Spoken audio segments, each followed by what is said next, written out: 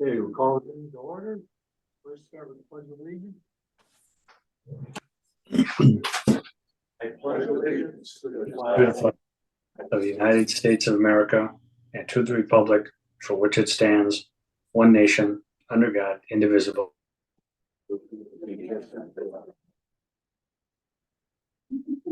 Lloyd, you were screwing us up. Okay, we'll go ahead with the roll call, please. President Dom, Here. Vice President Everard, Here. Treasurer Gaten, Here. Secretary Fritz, Here. Trustee Thomas, Yes. Trustee Zimmerman, and Trustee Wazor here.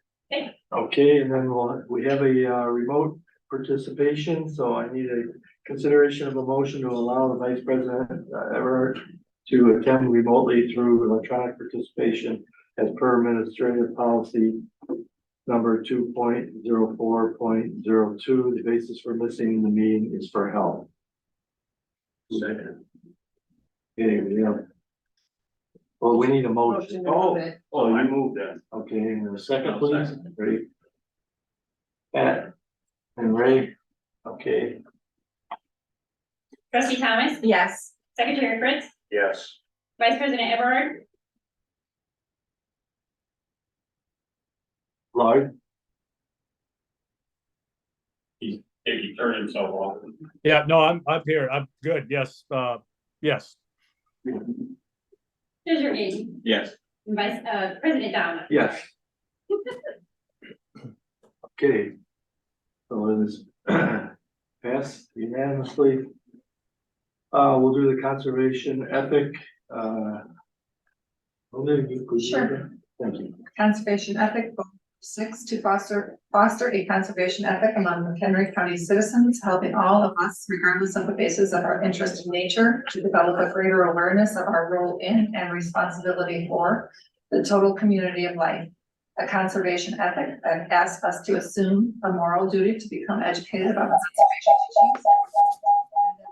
On that information, a conservation ethic is an attitude that recognizes the importance of preserving the natural heritage of the county's open space. Goal number 2, to acquire and maintain other wildland, scenic areas and open spaces for conservation purposes and for educational and recreational use.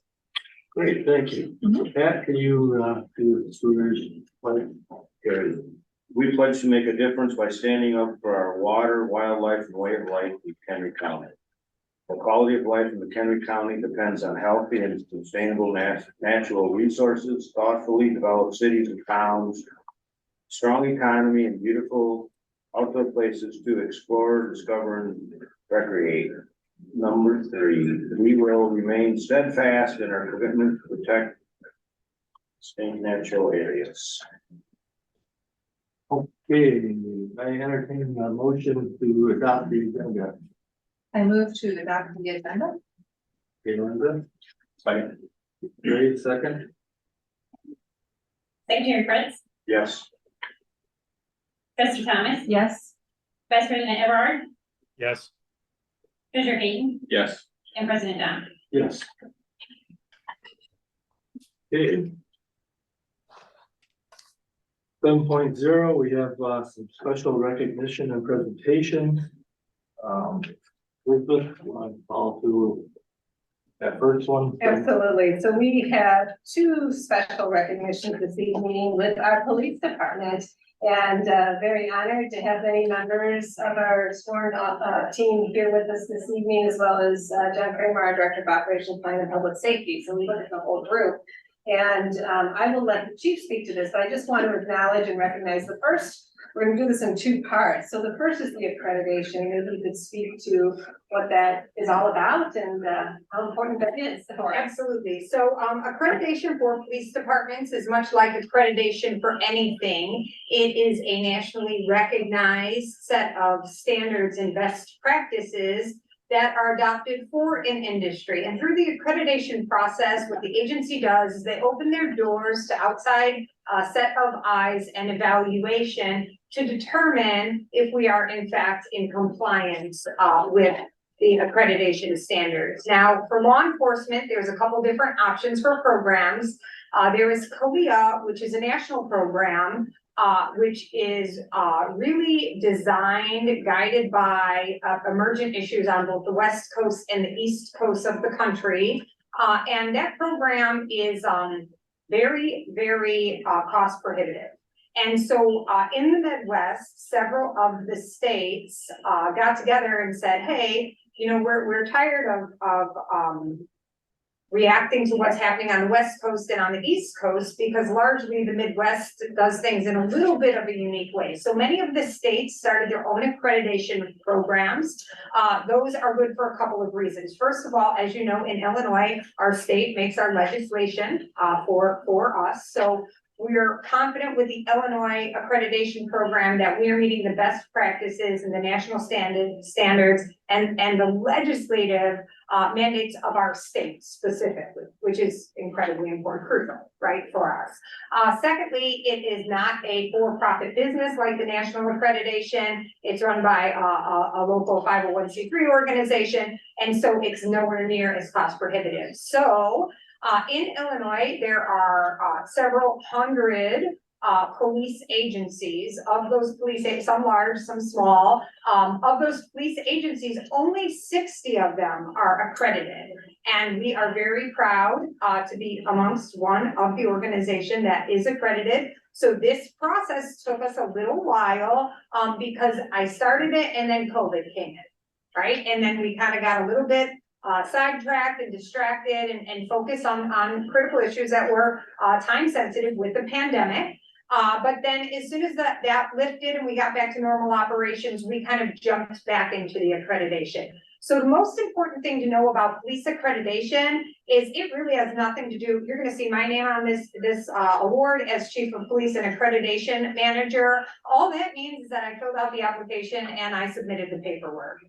The work of any agency that achieves accreditation in law enforcement is done by the men and women on the team, because they don't come in and look at what I'm doing or just the files. They come in, they interview the officers, they ride along, they talk to the people, they have a public comment section. In fact, our assessor could not believe it. He said we were one of the smallest agencies he's ever accredited, and we had the most public comment and feedbacks, just people calling and singing the praises of the district and our law enforcement team, and talking about how our officers have gone the extra mile to really kind of protect them and to protect these spaces and to contribute to a positive visitorship experience for them. And amongst the people that called in were some of the victims of our more serious crimes that we've seen in several years. So, you know, the support and the relationships that we build sometimes doing the hard work we have to do as police, they do stand the test of time. So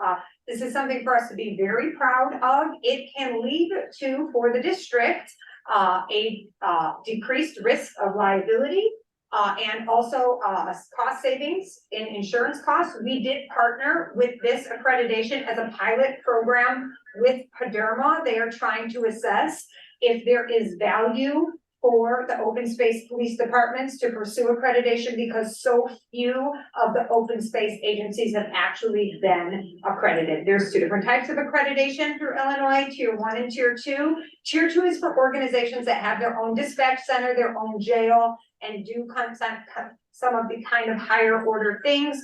Because we partner with the county a lot and the county's already accredited, we met the standards of Tier 1 accreditation, which is the correct accreditation for an agency our size. So I'm incredibly proud of the team. I'm incredibly proud of this accomplishment. I want you to know, when they hired me, it was one of the very first things that Director Kramer said to me was, we would like to have an accredited law enforcement agency and we expect you to do that.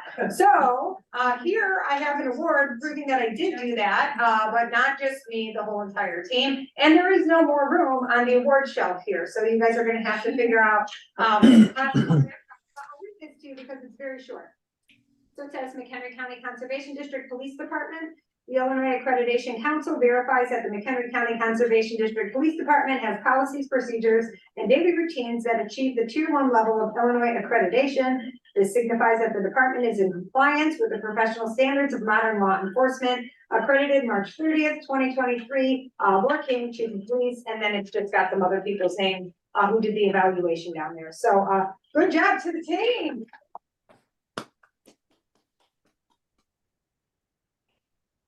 Anybody have any questions about accreditation that I can answer? Fantastic. We wanna take, well, yeah. We'll build the shelf for you. Thank you. There's room right over there for a shelf. And the second, so before you sit down here is the, another award that they've received. This is a national award, Destination Zero in pursuit of officer safety and wellness, and something that the team's been working on for quite some time. So I should get some highlights of this. So this one is a big deal. Accreditation, anybody who's doing the job and doing the job right can achieve. This award is saved for the best of the best in the nation. To this day, I believe in our wellness program. I believe in all of the work that we did. I know it's great work. I still can't believe that we won this award. This is such a competitive award process. There were hundreds of applicants in the award. A little background on Destination Zero. It is a program run by the National Law Enforcement Officers Memorial Fund out of Washington, DC. This group, their sole mission and purpose is to keep names off of the police officer memorial wall in Washington, DC, which is where the names of officers who were killed in the line of duty go. So what they did is they figured out how officers were dying in the line of duty, and then they started awards programs where people could come forward and showcase their good work and share the resources and what you're doing at your home agency with the rest of the nation in hopes to start to inspire a culture of safety and wellness. So there's a comprehensive safety award, there's a comprehensive traffic safety award, there's an officer wellness award, a comprehensive wellness award, and then an overall award. We submitted in the officer wellness category, which is the most competitive of the 5 award categories. I did not know that going in. If you guys who've been here for a while, remember I submitted 2 years ago our program, and we were named one of the finalists. And they encouraged us to keep building the program and to build on to the application and resubmit. And I did not submit anything last year in 2022, but for 2023, we had made some progress with the program and we submitted. So I learned a couple of things. First of all, what they liked most about our program is they felt like we really had created a philosophy of wellness within our organization and not just a program. That philosophy meaning that we really believed in it with everything that we are, and you could see it in everything that we do. The second thing that they said is that our program was accessible, that so often they would hear feedback that, oh, that's wonderful, these programs, but they require all of this funding and all of this sophistication and technology, and we don't have access to all of that. For any of you that know anything about the program, our first year budget was $500 in cooperation with the Perry's division and helping to build us some a little bit of a workout space in our police shop and some plyo boxes that we could use for some type of exercises. Very slowly, we budgeted a couple $100 a year and continued to invest. We worked with local high schools to purchase some used equipment. And we built a nice little workout area. In the meantime, one of our officers, Chris Mearson, on his part-time, he got his personal training certification and he was willing to work with our officers. I got my nutritional coaching certification and extended the offer to work with the officers. We started doing things like supplying healthy snacks, which I purchased out of my pocket, right? But instead of the typical donuts you see in the break room for a police officer, we put cuties and almonds, and everybody hated it at first, right? But then they ate them, right? And you know, and we bought a Vitamix so we could create smoothies, again, a gift to the department, privately funded. But, you know, we just had a can-do attitude, and we refused to accept that our budgetary and funding limits were a reason that we couldn't have a happy, healthy workforce. And so some of the other programs that you guys have supported, like the cooperation with the police social worker program, that was part of the application that we are working together with mental health professionals to destigmatize and to show how effective mental health solutions can be. And of course, our peer support program. But once again, like the other thing, you know, I'm filling out the paperwork and submitting for the award, but the officers are where the rubber meets the road. And if we weren't living this, if we weren't proving this, that this was part of our everyday culture, this award would not have been given to us. There was an organization in California that got a grant for $1.3 million to fund their program. Who I believe is going to be, it was the second place winner. They're one of the finalists because our program with our very, very humble funding, but our big commitment and our big spirit, won over that program. So this is just, it's thrilling, it's mind blowing, it's a highlight of my career. You see I'm exiting, I have to leave now. It doesn't get any better than this. You know, but we police happy here. And I think you see it in our reduction in sick time usage. You see it in the attitude that the officers bring to every interaction, whether it be with other staff members or members of the public.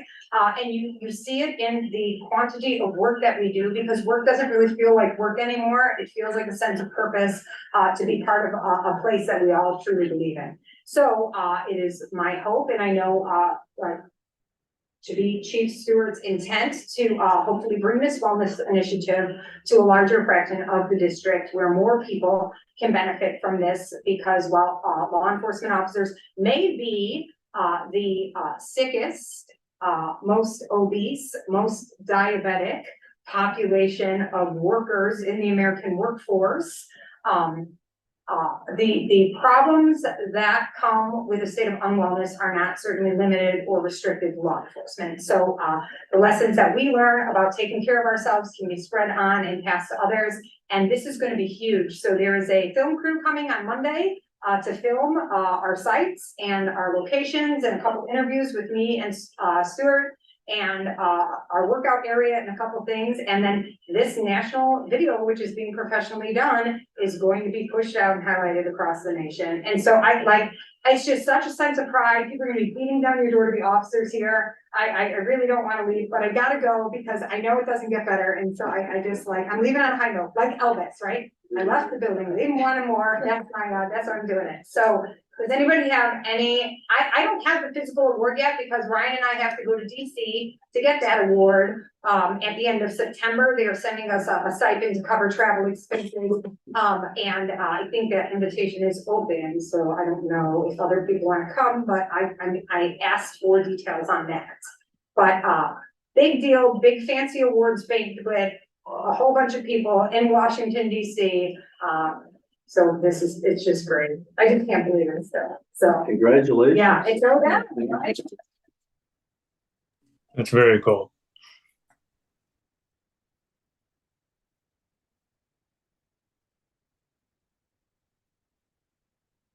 That award when you get it at the end of September, and you also have to get more films for that one too. So.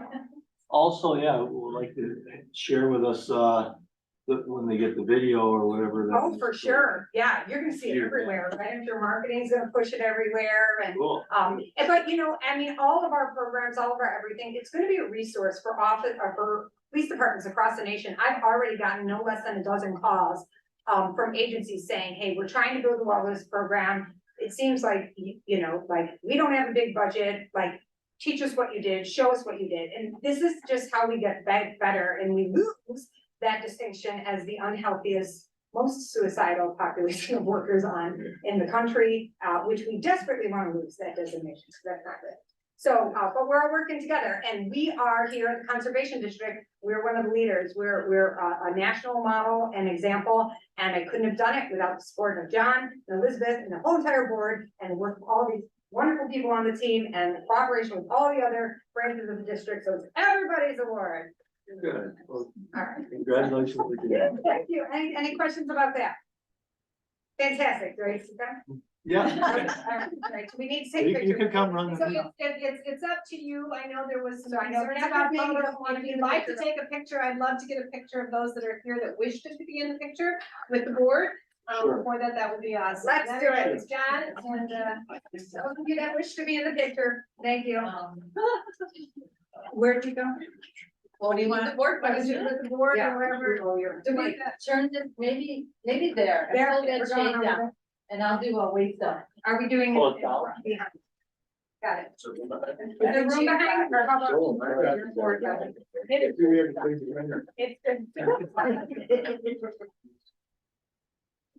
you doing? Good. I got you. How you doing? Okay. Ryan, you gotta get here too. All I did was, they go. Elizabeth, John, you have to get in here. We can do a couple. You didn't say stop, and that's sometimes the most important thing you can do. Up here. Yeah, right?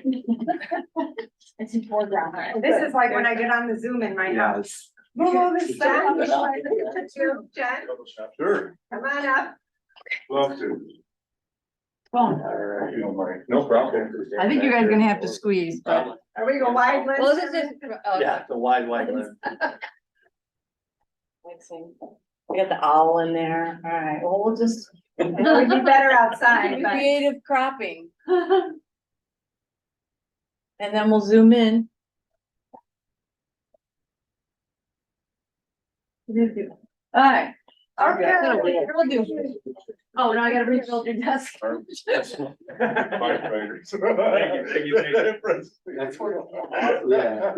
Come right in the side. I'd love to, you can. Yeah, Yeah, wait, can we do that? being here and then also. I electrified standard is black and with that. Absolutely. I would love that. Man, center stage. Okay. Thank you. Thanks, Mike. I would love to. Yeah. I'm gonna join in on that one as well. You want to watch me then? No. Oh, yeah. The tree. Oh, sorry. All right.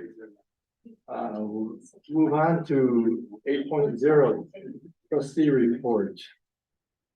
Any reports? Yeah, Chris, I've got a couple, let's see, we got the green drinks that this past in July was on urban tree initiatives. I was not able to attend, but I understand it was pretty good about urban renewal and planting trees. In September, the topic will be pollinators. Good. All right, anything else, Lloyd? Yeah, Elizabeth and I attended the McHenry County government, I think right after the last board meeting. I think it was like the day after, at the yacht club in was it Johnson? Yeah, I'd never been there. It was really nice, and it's good to show up there and keep making contacts with all the government agencies that help support us. That's all I have. Okay, thank you. Anyone else? In the trustees report, do we want to talk about the citing like that? Not publicly. Okay. All right, we'll move on to John. You have any report? I mentioned it last month. I think that the big thing is the solar farms, which a lot of us support the solar energy, but Springfield has mandated that we approve every one. And I know we had two of them that had easements with the conservation department or the conservation, what was the agency that had them? Your sister agency, I think, the Land Conservancy.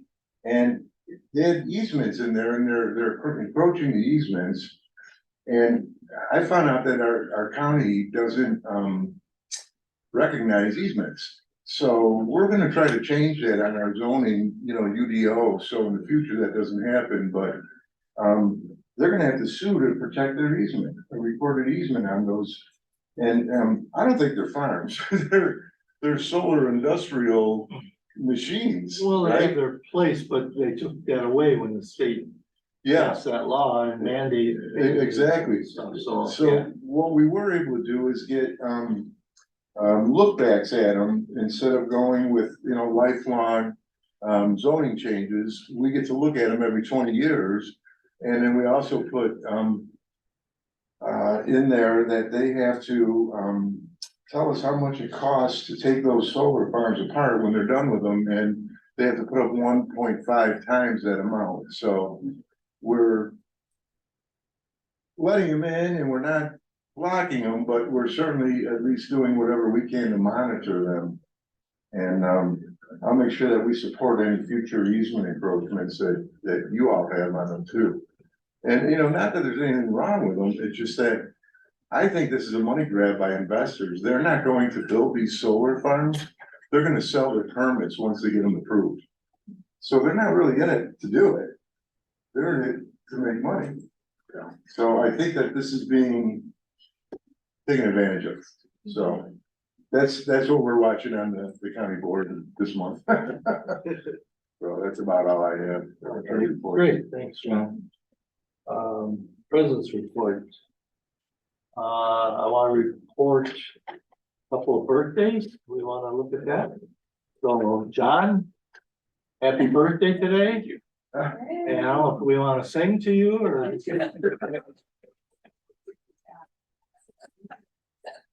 You have a cake for you, John. I like to get. It's not big enough to share with all of us. You can take it home. Yes. Okay, that's his birthday. Next It's like time. winning the lottery. Next time we're gonna be big enough one for all of us. And we have one other birthday that's gonna happen tomorrow. Our birthday girl Elizabeth is gonna. We're not celebrating my birthday here. That's a big one to share with everybody. Well, it's really not. It's just got a big container. It's a big container. I was gonna say, Yeah, no, it's the same size cake. oh my goodness, Well, well, happy thank you, birthday. thank you. Happy birthday. Happy birthday. See, and that's what my mother said on this birthday, how hot it is outside. Yeah, August birthdays, right? Yeah, right. My mother complained about a very, very hot, steamy day. That's, I have a twin sister as well. The two of us were born on. Oh, boy, Wow. yeah, yeah. Oh, good, well, congratulations, you made another year. I did. 48 again. Yeah. All right, any public comments, anybody out there? There's no one here. Nobody out there?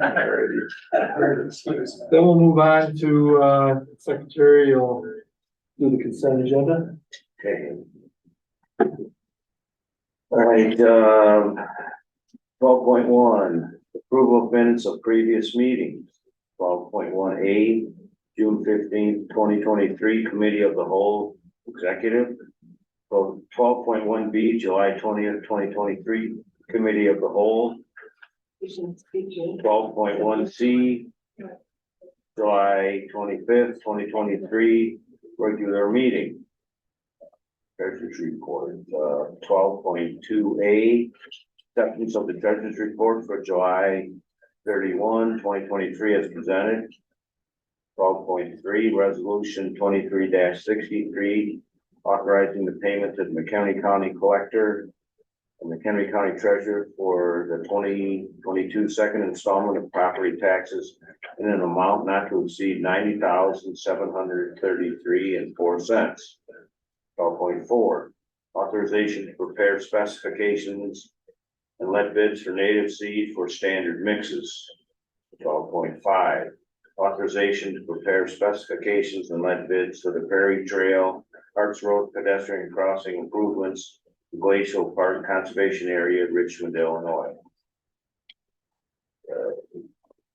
12.6, resolution 23-64, authorizing the executive director to execute a grant agreement with the Illinois Department of Natural Resources, Illinois Snow Wheel Fund for $30,000 to cover the cost of trail grooming and signage. 12.7, resolution 23-65, partnering with the McHenry County Conservation Foundation in support of a grant application submitted to the Illinois Department of Natural Resources, Illinois Habitat Fund in the amount of $40,000 to assist in funding the expansion of the Pleasant Valley Conservation Area Bison Grazing Project. 12.8, resolution 23-66, partnering with the McHenry County Conservation Foundation in support of a grant application submitted to the 2023 Oak Ecosystem Conservation Community Projects Grant, the amount of $10,000 to assist in funding the Big Woods October initiative at Marengo Ridge Conservation Area. 12.9, bid award diesel, unleaded, and propane fuel. 12.9A, resolution 23-67, awarding a contract to Blue Petroleum of Mundelein, Illinois, the lowest responsible and responsive bidder for the unleaded and diesel fuels at plus 0.349 cents per gallon over market price. The day the fuel is delivered for a period of 1 year, starting September 1st, 2023, ending August 31st, 2024. Resolution 12.9B.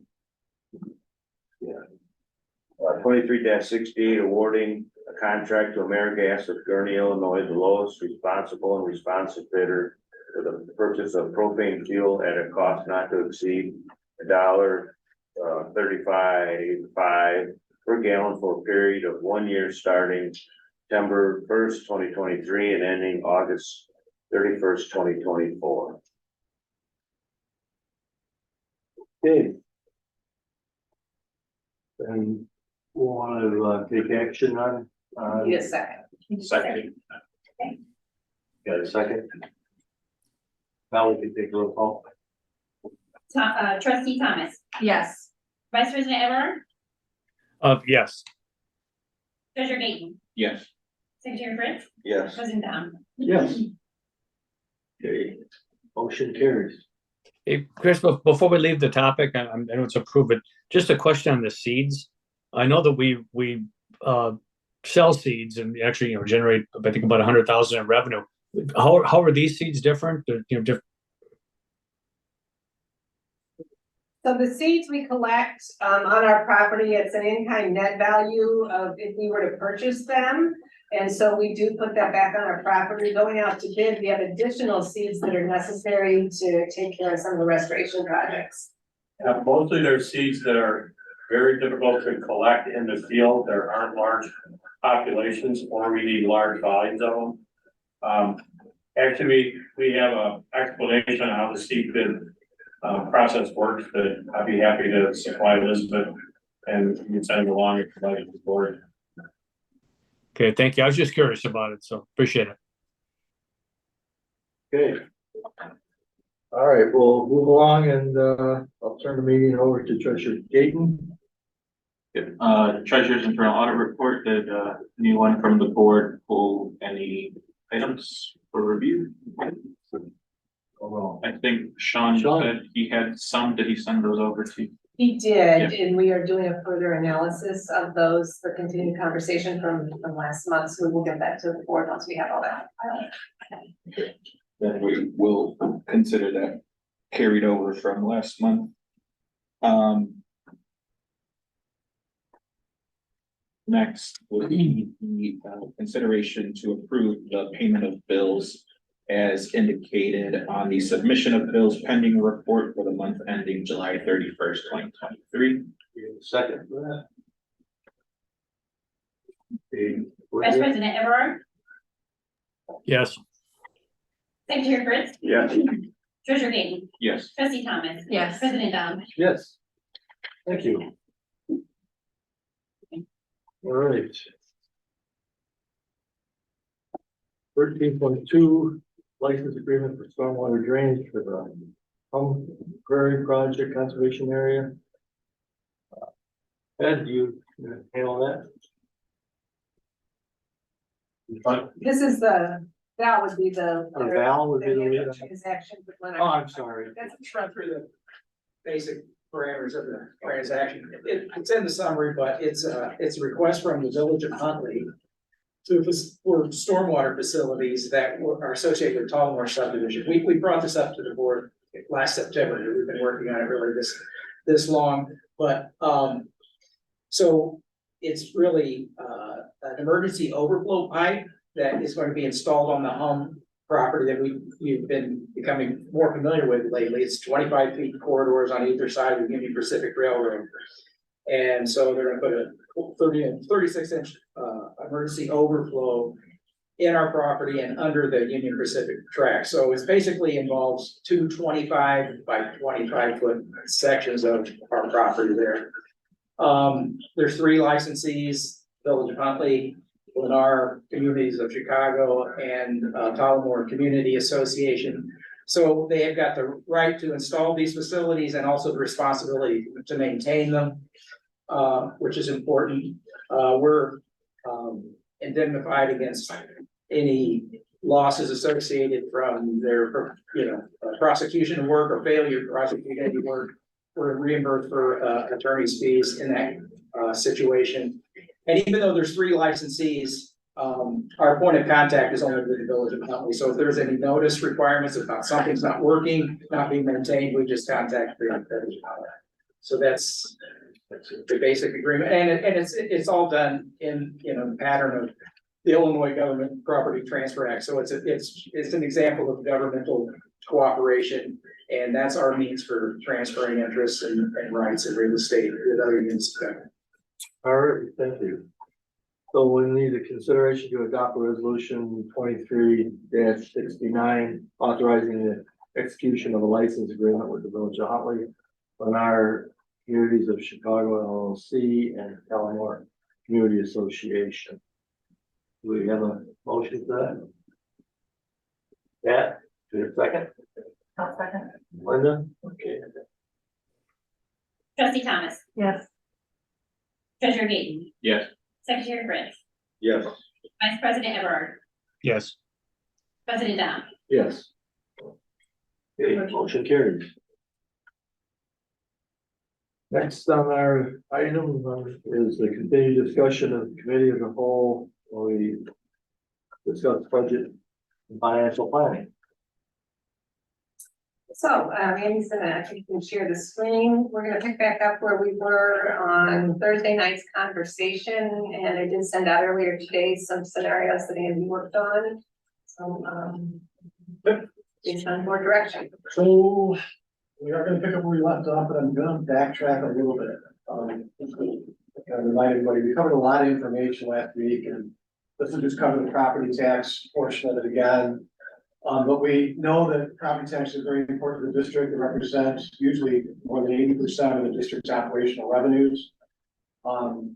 We've talked about many times over the last 11 years, we've only taken the full full increase under PTEL 3 times. And 2 of those 3 times, the total taxes for the district went down because of debt service reduction, offset the small increase that we did take. In doing that, you can see that 1.29 at the bottom of the green bar, our average annual increase for the PTEL levy is only 1.3%, which is a little bit less than half of what was available under PTEL. And we forfeited almost $8.9 million over those 11 years.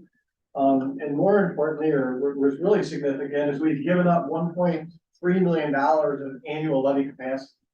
So if we'd taken the max all along, today we'd be issuing another $1.3 million in tax levy.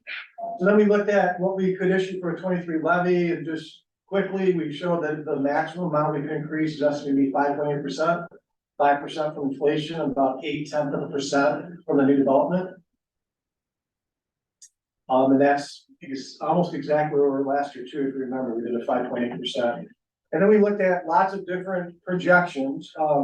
This one assumes that we took the maximum levy 5.8% and we had the core at 520. We adjusted the state personal property replacement tax. We showed total revenue growth of 4.7% against total expenditure growth of 5.6%, leaving a net operating surplus there for the year of 46,000 before any capital taken care of. So we bring that 46,000 forward. And then we look at the capital needs that we gave you the detailed listing for, and we think it'll probably, increase a little bit. But with total capital outlays anticipated of 1.2 million, which includes about $500,000 of reappropriations from this current year going forward for vehicles, we have a total reserve spend for fiscal year 25 of almost $2 million. And again, that was with the maximum detail levy. We bring the reserves down to 5.1 million or 46%, and that's not considering the camp, right? So we've assigned 3 million of that for the capital asset management plan. So if you back that out, then that gets it, down below probably to the 20-25% threshold. We went into quite a bit of projections, and one thing I wanted to mention today is that, I'm not intending those projections to be forecasts. They're really just illustrations, right? And the main point is to show that by forfeiting that 8.9 million in property taxes, we've created a really difficult financial position for the district. And I think we all know it because we live and breathe it every day. We have a critical need for additional property tax revenue. And even as we showed with that 5.8 max levy, we still be projecting a $1.2 million net reserve spend for the fiscal year 25. And the good news is, we have reserves sufficient to sustain the current operations through fiscal year 27. And that's consistent with the district's financial plan, Sustaining the Dream. And I would encourage the board, if you haven't read it, or you haven't read it recently, to go back and get a copy of it. I believe it was sent out with the board packet in the last couple of months. And just refresh it, because I think that really tells the story of where we are. The other thing we need to remember is that the reserves aren't sufficient for the long term to carry the operation. So really, yes, they can sustain us 3, maybe 5 years depending, but it's not a long-term solution by any means. We need some type of operational levy relief. The other thing to keep in mind is it's very difficult to forecast even beyond a year, especially beyond a year. We know the property tax revenues. Once you guys identify the levy, we can nail those down obviously very closely. Other revenues can be more challenging. And just as an illustration of that, this is the graph I presented the board back in the fall of 21, as we were budgeting for the 22-23 fiscal year that just ended for interest. And that gray line shows the Fed funds. And because of COVID, they had dropped the Fed funds interest rate down to 0. So it sat at 0 for most of 20 and all of 21, right? So I'm in front of the board in September and the Fed's saying, the inflation we're seeing now is transient. It's due to the supply chain shortages. Once we work through those things, will be fine. It's not going to be an issue. So the budget I presented in the 23 budget was $56,000 based on the best assumptions we had. By March of the next month in 22, when the board was approving, or actually the county was approving the budget at that point, the Fed funds started, the Federal Reserve started their first increase in the Fed funds, right? And it shot up to 5% within the next year, and we actually ended with interest income of $226,000. So just one example of just lots of things we can't control, especially on the revenue side. And then we looked at projecting out 3 years for multiple scenarios.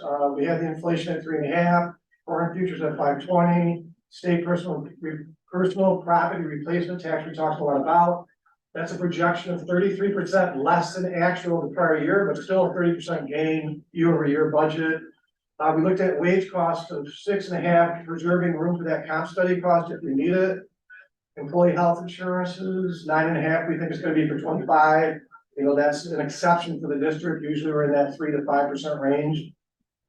General fund capital outlays, we have what we know, 1.2, and then 500 is a placeholder, 500,000 going forward for the next few years. Adding back that favorable expense variance, assuming each year 3.5% of the budget isn't spent. So we're adding that back to the reserves as we project things forward.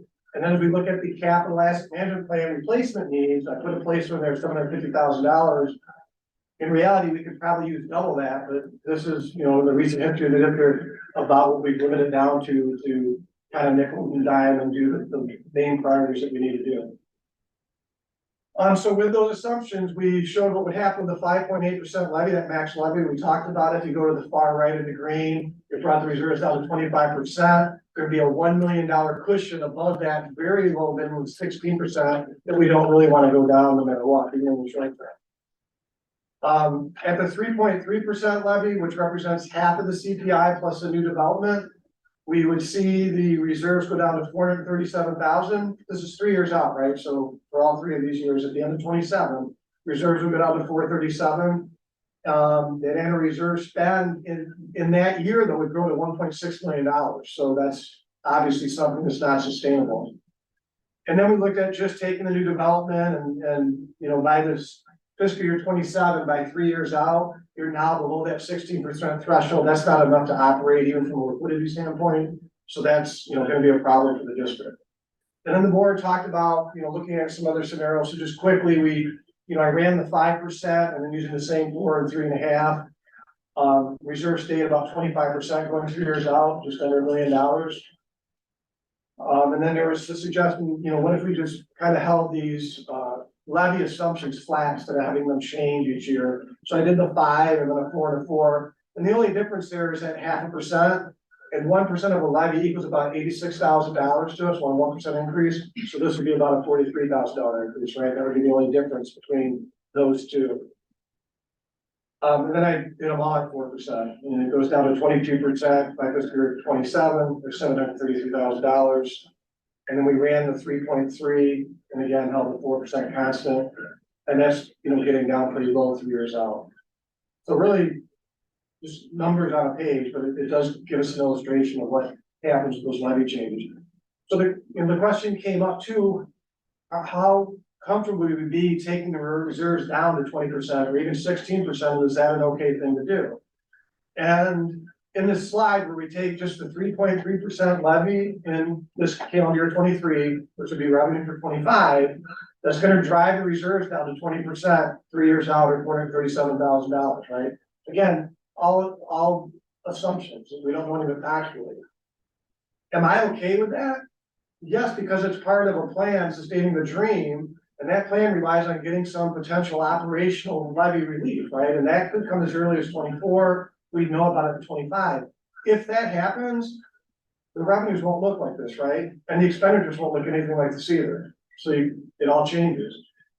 If it doesn't happen, the expenditures from our point of view can't look like this. Because if that doesn't happen, we can't just run the reserves down to 16%, right? So setting next to that, I'm taking the same revenue assumptions and moving it over so it looks identical to the first side of it. Because really, those revenues could take place like that. But if we knew we weren't going to get operational levy relief, then we have to look at all kinds of different changes. Some of them very big, but just as an example to illustrate how we could make some changes to buy some more time. I took the wage increase from 4% to 3%. So now we'd be paying under the inflation. There's all kinds of negative things about that. We know we can do it. We showed you last week. The blue line's the inflation, the green line's the wage increase we gave, and you can see that we've sustained the operation with very low wage increases across the board that fell under inflation. Just in doing that alone, we save $150,000 by fiscal year 27. So in the last year, there'd be $150,000 savings. Another assumption, I just brought the 3% for non-personnel, other operating expenses from 3% to 2%. We know we can do that. That green bar shows where our other operating expenditures would be over the 10 years if we grew them under inflation, right? It would have gone from 2.4 million to 3.1. The blue bar is what we've actually budgeted. So we're $800,000 less than it would have been if we maxed it out under inflation. And we've actually are budgeting the same in the current year we're in as we did a decade ago for their operating expenses. And that's all the hard work of the staff being creative and finding ways to reduce expenditures. So we know it can be done. It's not good for the district. It's kicking things down the road. Things aren't happening, but it can be done. I reduced the capital outlays from 500 to 300,000. Again, that's deferred maintenance that we don't want to see happen, but doing these things by themselves reduces that deficit in the third year from 850,000 to 421,000. Cut it in half. We could do the same with the camp. Instead of assuming 750, it goes to 400,000. Again, deferring the heck out of maintenance and not a place we want to be. But if we had to do it, we could do it to buy some more time. And collectively, that would take your reserves from 437,000 or just 20% back up to 32% or 1.9 million. And that 1.9 million could sustain the district potentially current operations as we know them for another 2 years, 28 and 29. Again, that's not a long-term plan, but that's time using the reserves to come up with a long-term plan that can correct things if we needed to. Questions, thoughts on that?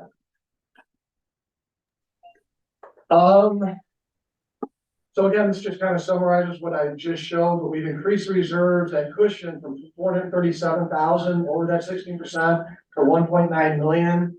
Not a plan, it's an illustration of how those particular potential expenditure reductions could mitigate that revenue shortfall. It's not sustainable, right? 3 to 5 years max, but it's not sustainable. And with that, that kind of brings us now back to the discussion of, what are we going to do for that levy increase for this year?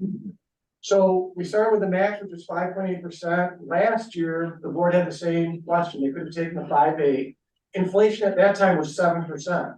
And the board still decided not to take the full. We only took 5% or a little bit less than that. So based on that, and inflation now year to date is only at 3% for the calendar year.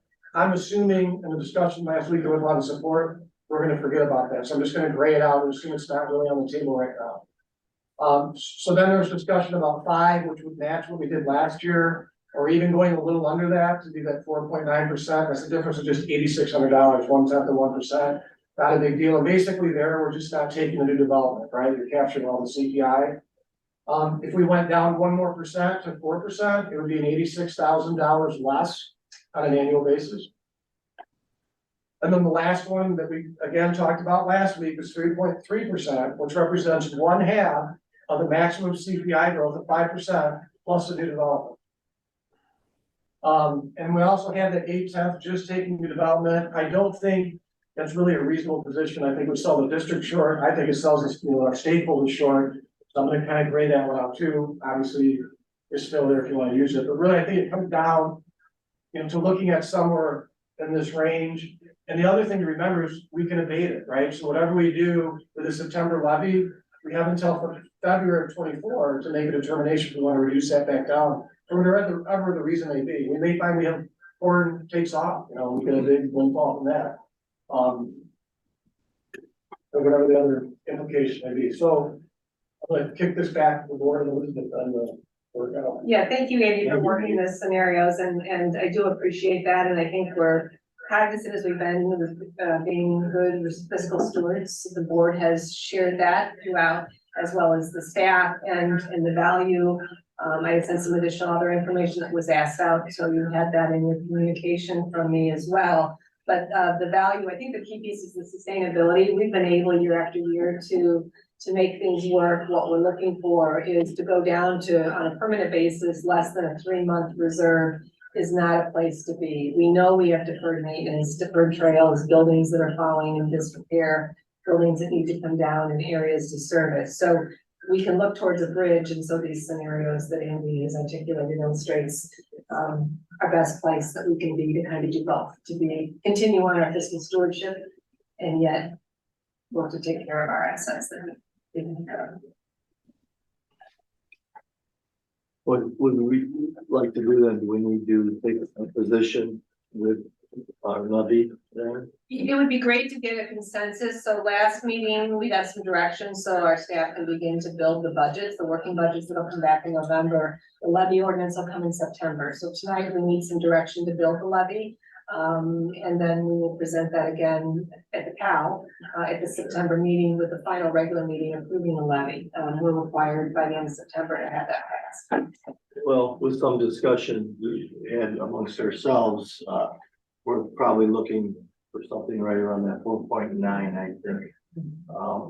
To stay under the 5 for obvious reasons, public support and our future stuff, but anybody want to make any changes for that, or do we Chris, I've just echoed that. I think that's a number I threw out earlier, and I think it's the right way to go because, we got to be consistent. We're going to be asking for money in this referendum. And I think this is a signal we're asking for enough that it's consistent with our asking for the referendum. If we came in a number too low here, I think then we're being inconsistent. So I think something in the high 4s, in that 4.9 range, gives Andy what he needs to keep that funding going as best we can, and then be in position to get that referendum approved. So I would support the 4.9. Okay. Thank you. Everybody else on board? I have a quick question. Sure. Weren't we trying to burn down reserves did we reach that number we were trying to get to? So we are being assertive with our capital. We're going into fund reserves to spend that down greater than, I think, what we're showing 750,000. We have some vehicles and things. Of what we're challenged is the reappropriations of sorts, but that is being burned down. I mean, to deferred maintenance, right? To catch back. So that's where that's currently coming from. Correct. Okay. And then as you go out forward with years, there's still repairs that are the year after, and we don't have a mechanism to fund those capital repairs unless it's coming out of the general fund levy. So you take that down, it stops. Yeah, right? no, So understood. I remember us talking about it and I didn't remember how we ended up. Yes, we're not excessively funded in our fund reserves, the district is not. We've had funding in the camp fund, right? And this year, to cover the budget expenditures for fiscal 24, it'll take $900,000 we'll have to move from the general fund reserves to that camp fund just to cover what's actually expended. I mean, it's not, if it's gonna happen, it's done. In addition, we have to move about $500,000, if you remember, related to the farm lease income that came in from the acres that are on the Coon Creek parcel from the grant. So that has to cover general fund too. So it's gonna be close to $1.5 million gone forever, right? It's expended. So that'll be a big hit. And now when we budget the 25 camp, that's all general fund reserves. So it's the next 3 years, you're gonna start seeing the depletion having much bigger. Got it. Maybe corn futures, the way they've been here the last. They're gonna die. It's a little lower, yeah. It's hard to believe. I would have thought it'd go the other way. And I think you're gonna see that. Continue. So, yeah. 520 is probably It's all right. a little higher. So unless there's, you know, a major Frost tomorrow. Yeah, frost would be the thing. Frost. All right, well, that gives you something to work with. Another direction. All right, Thank you so much. great. We'll go to executive, report, the director's report. One quick thing, yeah, where are we with the vehicles? Vehicle, any news, John, can you John? address that? Yeah, we did get word about 2 weeks ago that the vehicles that we ordered last year, we have a date of manufacturing, I think it was September, or maybe it was, and so our hope is that they'll actually be in before the end of the fiscal year. I mean, that was a very optimistic, I'm not sure if it was just the dealership reaching out to say, don't lose hope, or if that's actually a reality. I think it's a reality because he has been very, very honest with us in the last 1.5 or 2 years on this stuff. Those are the vehicles that we ordered last year. I believe that represented 4 or 5. I can't remember. I've lost track of where they are. Big five, yeah. The second set we're looking at is what we have budgeted for fiscal year 23. Fiscal year that we're in, I'm sorry, fiscal year 24, which is the fiscal year we're in. And they came to you guys last time looking to give us a little more latitude on how to do this. We had heard some initial wins that they were gonna release a date for the next set of vehicles that would, and we're still waiting to hear back from the individual that has the state bid. What we have learned is very simple, and that is the manufacturers are not supplying, they're choosing not to supply the state bid agencies because it's a lower profit margin. When they can sell it to the private sector out there and make much more money. It's really it's a business decision on their part, which is why when we checked with some forest preserve districts, other agencies like ours, they started going out in the open market and trying to buy them. And so we're waiting for one more contact from the state bid holder to see if they have any additional information. If we get nothing or negative information on that, we will be preparing bid specs to go out and try to get some vehicles off the street. What we're gonna have to do is instead of, and I don't remember the number off the top of my head because there are so many out there in different situations right now. We may have to reduce that number. If we said we wanted to buy 5, we may have to reduce that number to 4 just to be able to afford them with the budget that we have. So we have some things to figure out yet. Is that the same, do you know if it's the same, whether it's, that's with Ford, but is Dodge and all the same? Oh, different. Yeah, I mean, is it Availability? easier to get stuff? I wonder. Yes, that's the other thing, in a meeting that we had with, our mechanic, Perry Leeborg, myself, and Ben O'Day, we all sat down and talked about that, and the one thing that we didn't want to do was, we have a supply stock for Fords, because we have a lot of Fords, those are the ones that are available on state bid. We also know, that we have some Chevys out there that are held over, so there was some comfort in going to Chevy, but there was very little comfort in going to Dodge. We have no Dodge vehicles out there except for the caravans, the couple of vans that we have. So we would have to go out there and stock supplies for Dodge is where we know that we have crossover with the Chevys on things. So, there was a lot of hesitation on doing, going to the Dodge route. We also had gotten some reports back of them not performing as well as, the products that were coming from Chevy or from Ford. So those were, some cautions that we were getting from other entities out there. So My Dodge, husband uses Dodges for his. I think they're all good, to Yeah. be honest Well, with but you. he's having a problem with ordering them. In fact, he went exactly what John said. He ordered it, wasn't getting it, and ended up going to a dealership and purchasing a used one off the lot, gently used with the approval of his board because they just couldn't wait it. Yeah, right, right. So Yeah, I don't think it matters what type of it is or brand, yeah. I just think they're all in the same line. Yeah, chips, most of it, so. Okay, I'm sorry.